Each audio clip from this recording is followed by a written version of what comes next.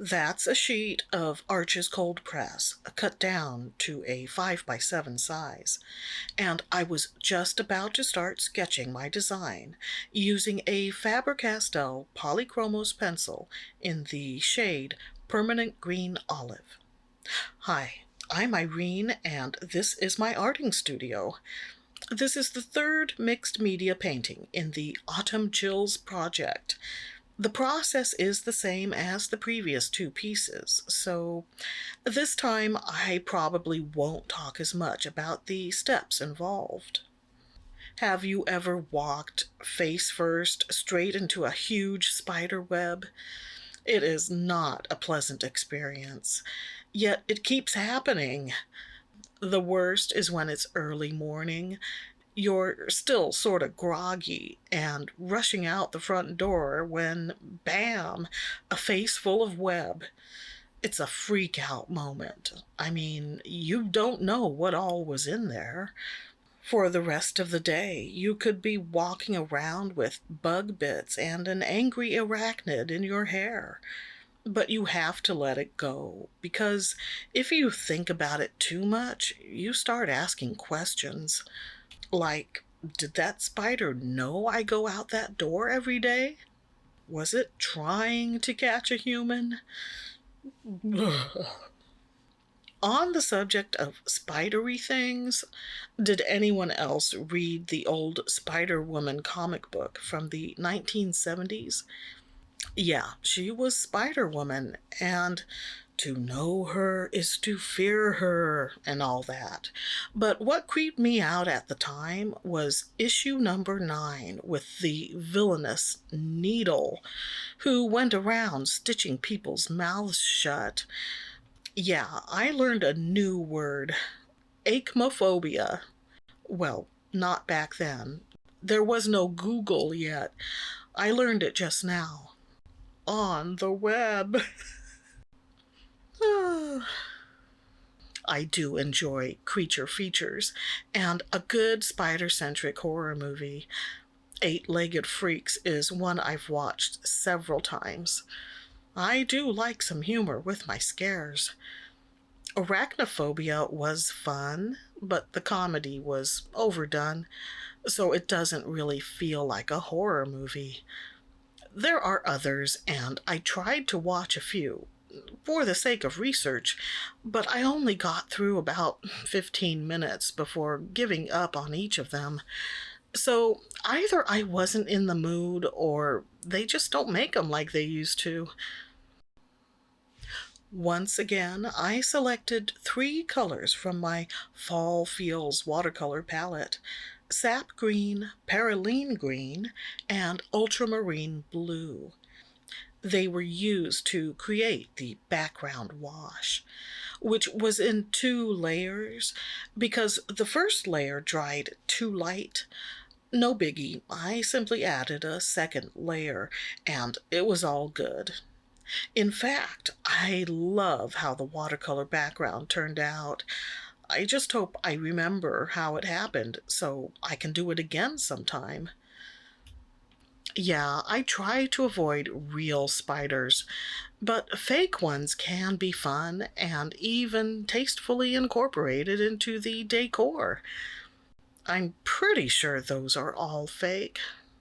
Hey, we keep a lot of our Halloween stuff up throughout the year, and sometimes I forget how many spiders we've hung on the walls, inside the lampshades, and on the Halloween tree.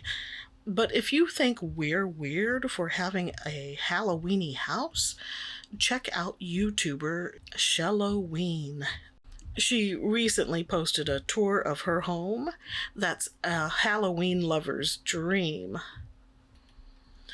This is a new set of Princeton brushes we picked up at the Artist and Craftsman Supply in Tacoma.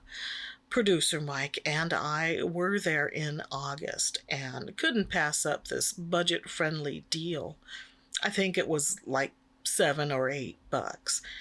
The line is called Select, and it's meant for mixed media use. Since I was planning to do some small-scale pieces in gouache, these appealed to me. It had only a little to do with the fact that I'd been dying to have a filbert. The three brushes are a number 2 round, a number 4 filbert, and a number 6 flat shader. Honestly, straight out of the package, I was not impressed, mainly because they felt cheap and weighed nothing. But still, new brushes. We don't go there often, but we always have a blast browsing the brushes, perusing the paints, and pawing the papers. I mean, gently handling them with my fragile artist hands. It's true. Everyone knows cameras add 30 pounds and 15 years of hard living. This was just putting the new brushes through a quick trial before getting back to the painting. On the left side, I tested them with watercolors. The flat shader first, then the filbert, and lastly the round. Then I repeated the process on the right side using gouache. It didn't really tell me much, other than I apparently still like greens. I'll go ahead and tell you now that these brushes worked fine. I didn't have any issues pop up during this project. These particular ones are quite small, so I wouldn't rely only on them. But I've seen on the Princeton website that this select line has a wide range of sizes. And as far as expanding my gouache brush collection, I think I'd prefer to get more from the snap line because they feel better in my hand, whereas these select handles are so very light. I don't like that I can barely tell I'm holding anything, but that may just be a matter of getting used to them. By the way, the gouache color there is Holbein's turquoise blue, and the watercolor is Da Vinci's sap green. Here's where the gouache comes in. I nearly mixed the wrong shade for the webbing. Thankfully, I added a touch of yellow, turning that minty fresh blue into a sick, ghastly green instead. Sometimes you can get caught up in wondering, is this accurate? Semi-passable? Glaringly wrong? But most of the time it doesn't have to be realistic. If it at least looks good, then it'll be fine. Artistic license is your friend.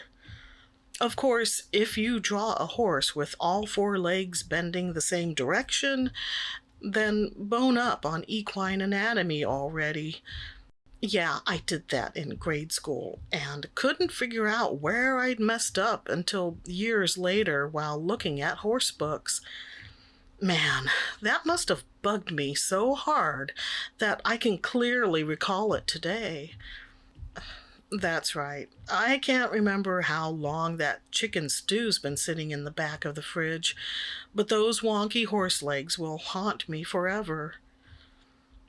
Yeah, I enjoy the fun sort of frights you can get from books, movies, and games. I've never been in one of those haunts, though, where you walk through various scenes and actors in scary makeup jump out to startle you. There was a time when I was curious and kinda wanted to go through one, but since then I've seen videos and that type of thing looks chaotic and unpleasant. My most frightening experiences have been with sleep paralysis. I understand it's not as uncommon as I once thought. Basically, your mind wakes up, but your body doesn't. So you're aware, but you can't move. Some people see things, others hear things. My own incidents have all involved what felt like physical sensations. I was well into my 30s the first time it happened. All in all, the number of occurrences is more than 5, but less than 10. And I'm really glad it hasn't happened in recent years because it was frightening and upsetting every time. Sure, I grasp the science and I understand it's just me there. But that's of little comfort when it feels as if someone is squeezing your hand, pushing against your back, or shaking the bed. After one particularly rough incident, I was in tears. So the next time it happened, I tried long and hard to get out of it by shouting and managed to wake both my body and my partner. Like I said, it hasn't happened in several years. Well, life goes on, and I tend to not think about it. But I occasionally remember, and then I'll dread taking a nap that day. All in all, I consider myself pretty darned lucky. There are a lot of people who deal with actual trauma and horror in their lives, which is why I often remind myself of the saying, be kind, because you don't know what someone else may be going through. I'm happy to share this painting experience. It's probably the most satisfying piece I've done in a while. Heck, I may even hang it on the wall, alongside the other spiders. Until next time, remember to karate chop your way past the front porch. We do it all the time. Sure, we look like loons, but that's better than eating web. And stay artsy, my friends.